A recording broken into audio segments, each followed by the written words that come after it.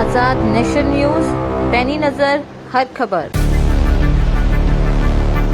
निलंबित city magistrate अलंकार अग्निहोत्री आज बरेली पहुंचे। उन्होंने कहा कि बरेली में परशुराम धाम है और वे यहां पूजा के उद्देश्य से आए हैं।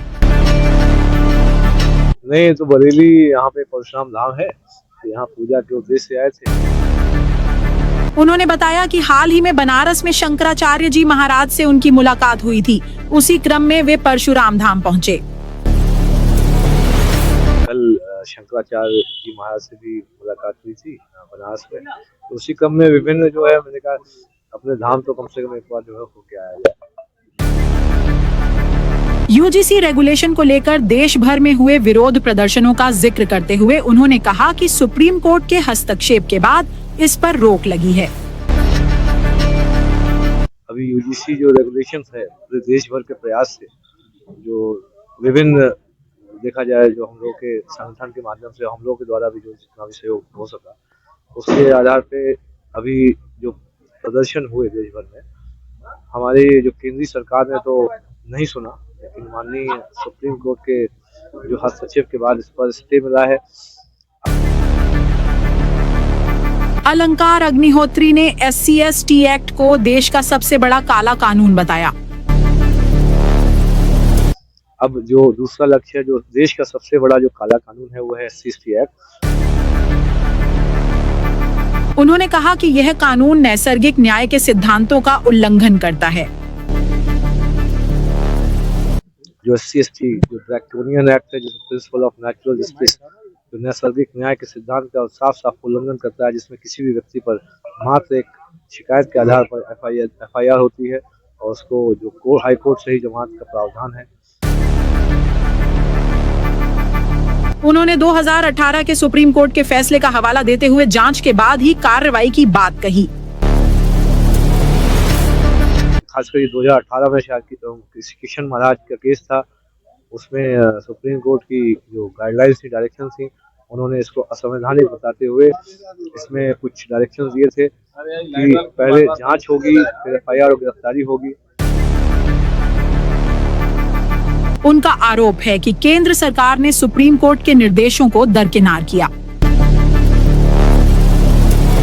लेकिन जो केंद्र सरकार जो है, जो बिल्कुल सामान्य वर्ग और OBC वर्ग की विरोधी सरकार रही, उसमें पूरा जो डायरेक्शन से उनको दरकिनार करते हुए SC/ST एक्ट में एक धारा 18A का प्रावधान लाया।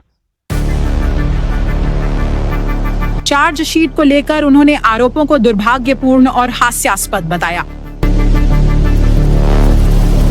आज नोटिस मिली है मुझे, और मतलब आज जो है जो आरोप पत्र मिले हैं, और वो भी आरोप पत्र में भी बहुत ही दुर्भाग्यपूर्ण तरीके से अपने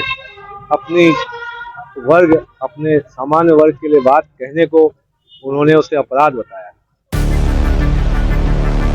उन्होंने कहा कि वे कानूनी तरीके से अपना पक्ष रखेंगे।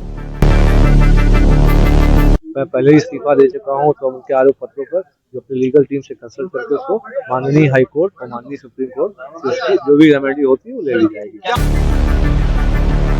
उन्होंने दावा किया कि देश में असंतोष चरम पर है और जनता सड़कों पर उतर रही है।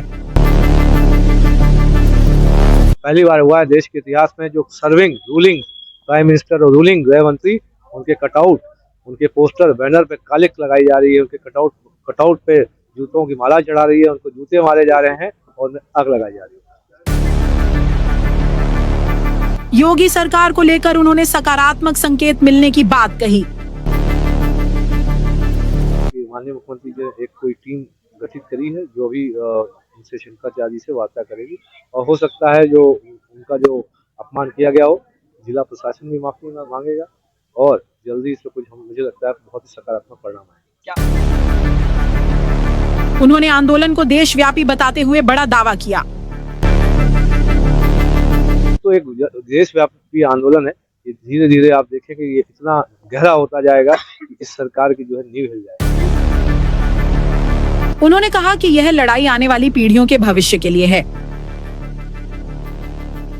ये तो जो जितनी भी पार्टी है चाहे रूलिंग है, इन सबको सोचना पड़ेगा।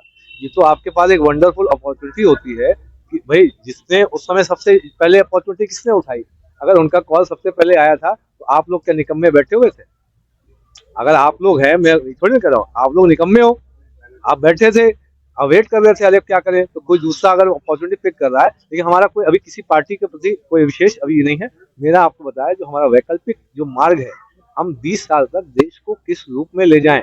अभी हमारा देश बहुत गर्त में है, अगर ऐसे 2 4 5 साल रहा तो जैसे ही ये नस्ल चली जाएगी जो अभी पॉलिटिकल एस्टेब्लिशमेंट में हम लोग लड़ रहे होंगे, जो हमारे बच्चे हैं, हम बच्चों के लिए अब सोचना है।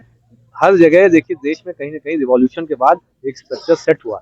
यहाँ पे हमेशा क्या है, हम लोगों ने पड़े पड़े हमको खाने को मिला, पड़े पड़े आज़ादी मिली है। वो सुभाष चंद्र बोस जी थे, वो आज़ादी जितना कंट्रीब्यूट करके दे गए थे, लेकिन यहाँ पड़े पड़े हमको हर चीज मिली है। अब हमें कुछ सोचना पड़ेगा अपने लिए, अपने परिवार के लिए, अपने आने वाली नस्लों के लिए।